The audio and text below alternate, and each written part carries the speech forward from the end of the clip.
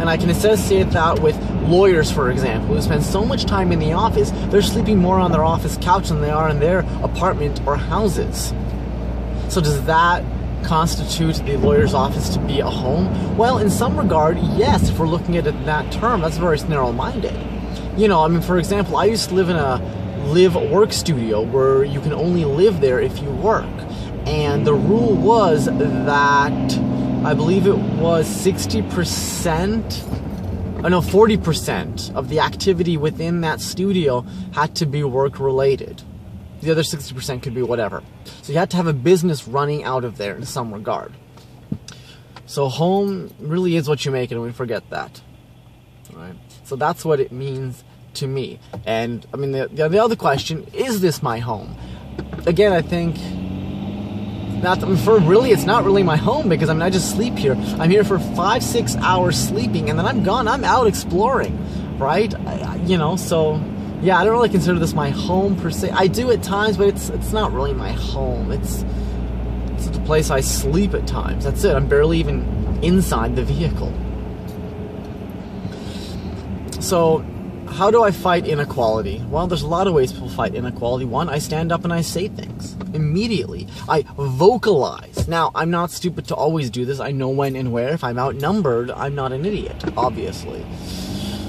So you need to speak up. Education is how you fight inequality in any regard in society. You know, for example, I'll be the first person to say, I'm gay, even though I'm not, just so I could break that mold and help someone else come out. If I'm in a situation where no one's saying anything and there's homophobic remarks or racist remarks or whatever, I'll be the first one to stand up and say something, just so there's someone there in that group that they were just breaking down for no reason. And again, I mean, people are racist and homophobic and bigots and sexist because of the fact they can't actually, there aren't actually any factual evidence to really combat someone verbally.